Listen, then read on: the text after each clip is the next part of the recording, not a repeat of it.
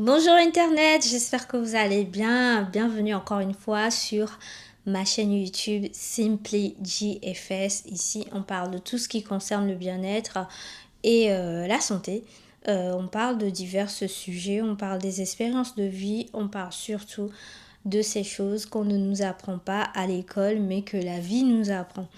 Alors aujourd'hui, je voudrais revenir sur un sujet qui a fait le buzz sur Internet il y a quelques semaines. Il y a eu une loi qui a été votée en France concernant le devoir conjugal, donc une loi qui venait annuler le devoir conjugal. Et ça a fait jaser beaucoup. Ok, ça fait parler beaucoup, surtout des personnes de la communauté chrétienne. Pour ceux qui ne savent pas, je suis chrétienne, ok. Mais on va parler avec clarté d'esprit, on va parler avec ouverture d'esprit surtout. Voilà. Alors moi, quand j'ai appris cet événement, ce fait, je me suis souvenue de toutes ces femmes parce que je travaille dans le milieu de la promotion de la santé, donc du médico-social. Donc en fait, j'ai croisé pas mal de personnes, pas mal de femmes qui ont subi des violences conjugales, des femmes qui ont été traumatisées par leur parcours de vie à cause des violences conjugales, dans des femmes qui étaient mariées depuis, en tout cas depuis mon enfance. J'ai connu des femmes dans mon entourage qui subissaient des violences conjugales et même sur le plan sexuel. Et donc, moi quand j'ai vu cette loi qui a été votée, ça m'a fait penser à toutes ces femmes. Parce que oui, on va se dire la vérité. Il y a des hommes qui en réalité n'aiment pas leur femme. Ils aiment leur femme pour ce qu'elle peut offrir, les services qu'elle peut offrir, c'est-à-dire les rapports sexuels, le ménage, faire des enfants qui porteront son nom, être le soutien émotionnel, et j'en passe.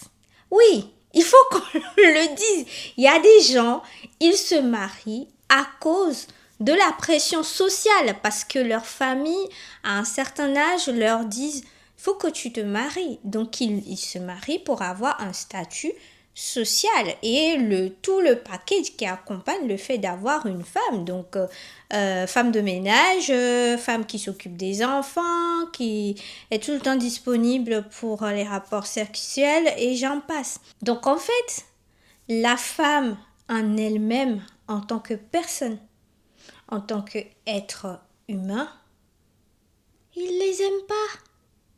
Oui, on va se dire la vérité.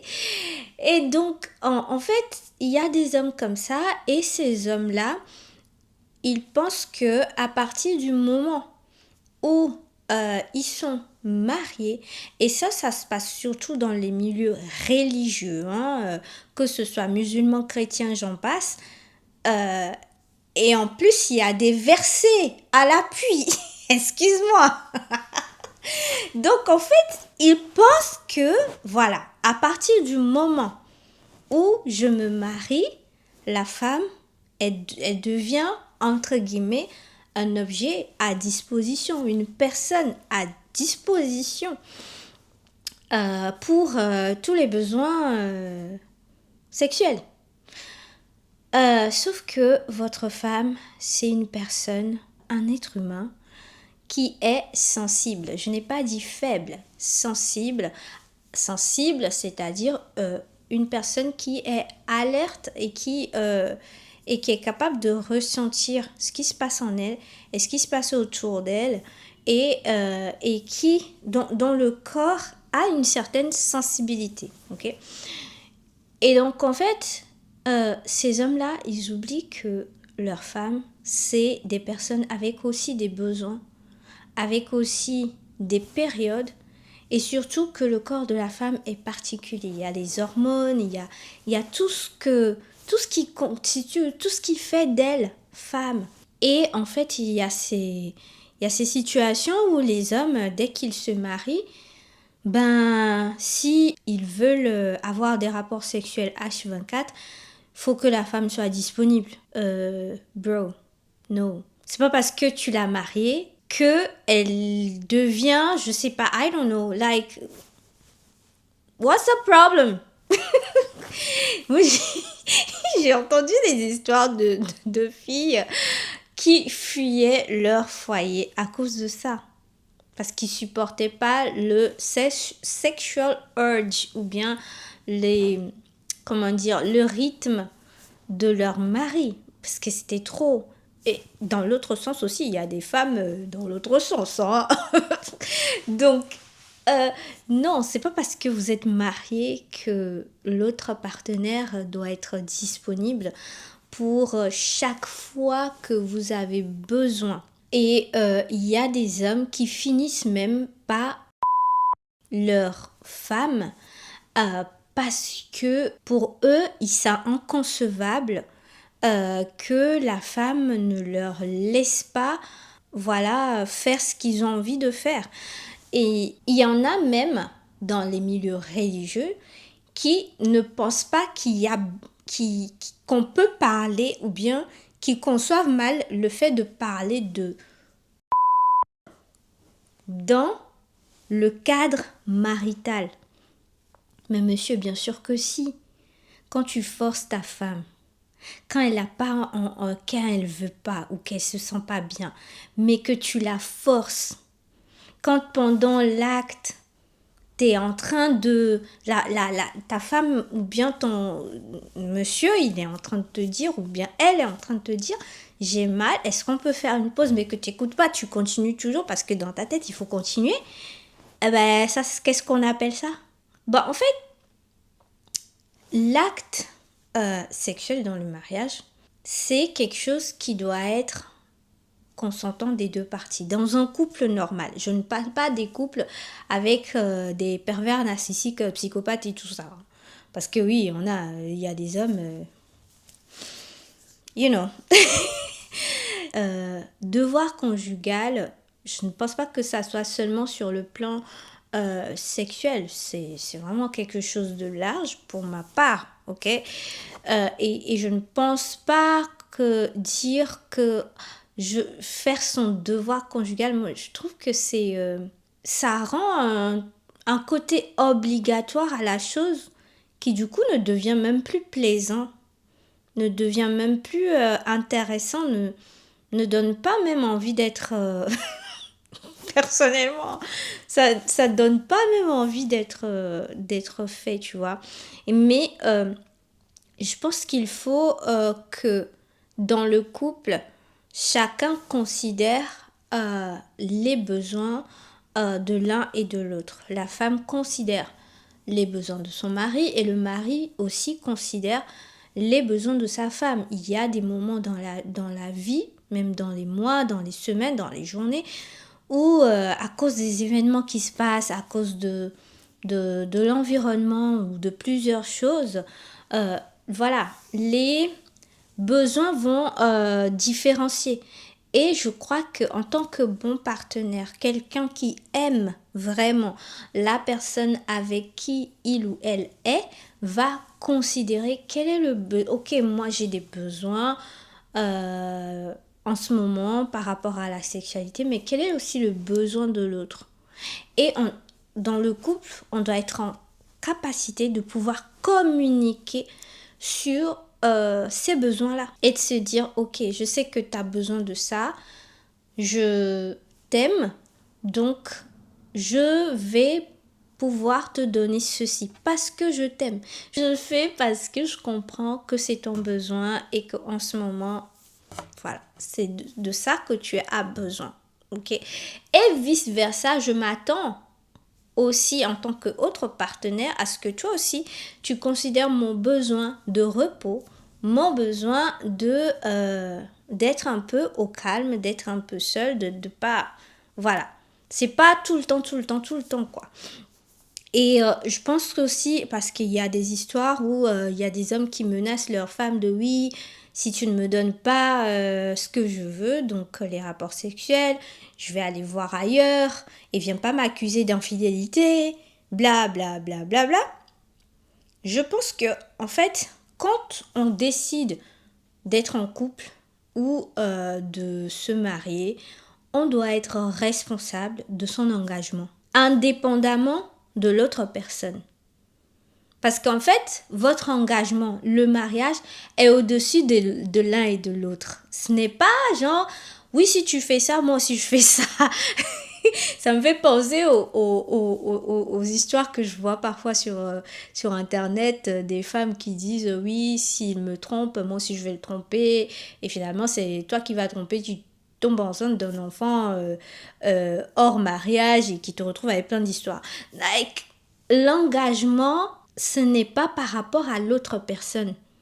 Le mariage, ce n'est pas parce que l'autre il fait, donc moi aussi, s'il fait pas, je fais pas. Non, like it doesn't make sense that way. Ça ne fait aucun sens.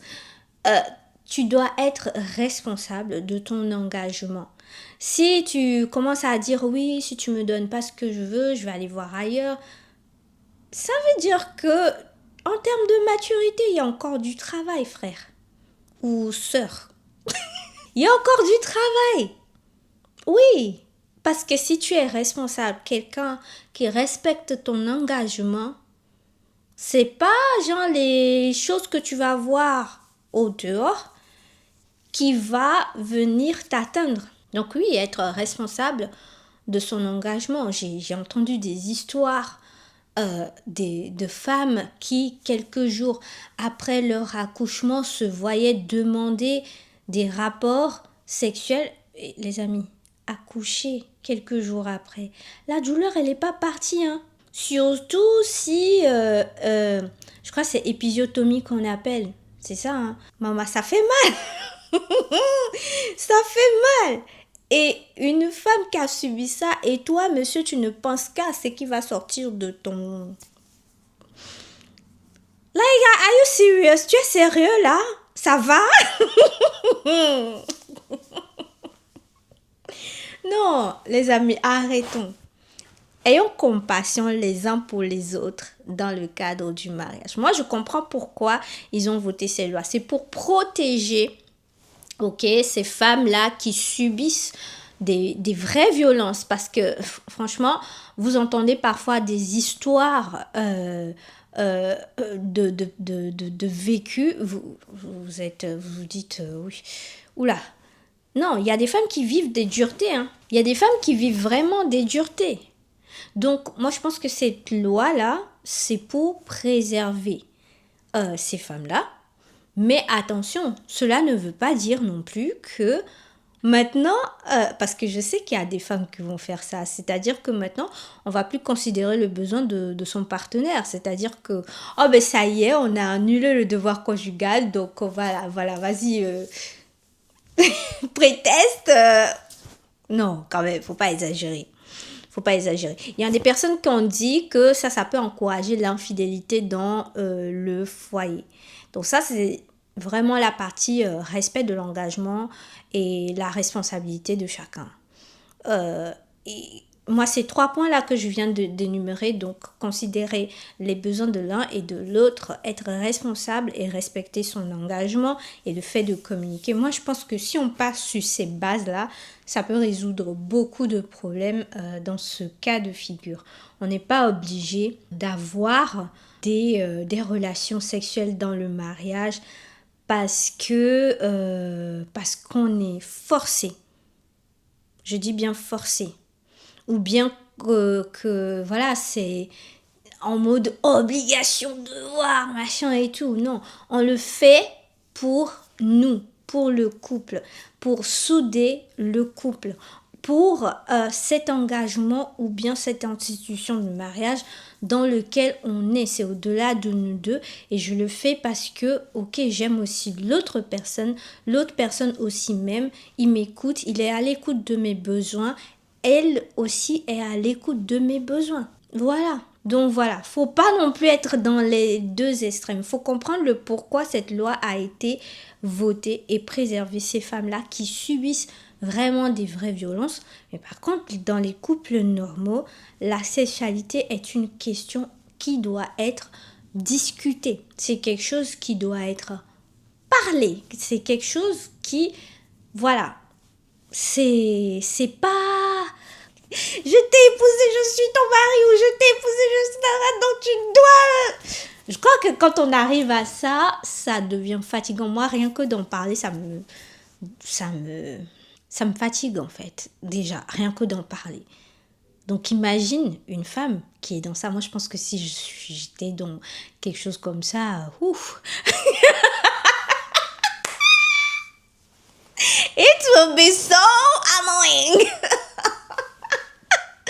Donc voilà, qu'est-ce que vous en pensez par rapport à cette histoire? Je sais qu'il y a eu plein de commentaires déjà sur YouTube par rapport à ça. Qu'est-ce que vous en pensez? Laissez les commentaires. On se retrouve à très bientôt pour une nouvelle vidéo. Sur ce, bisous.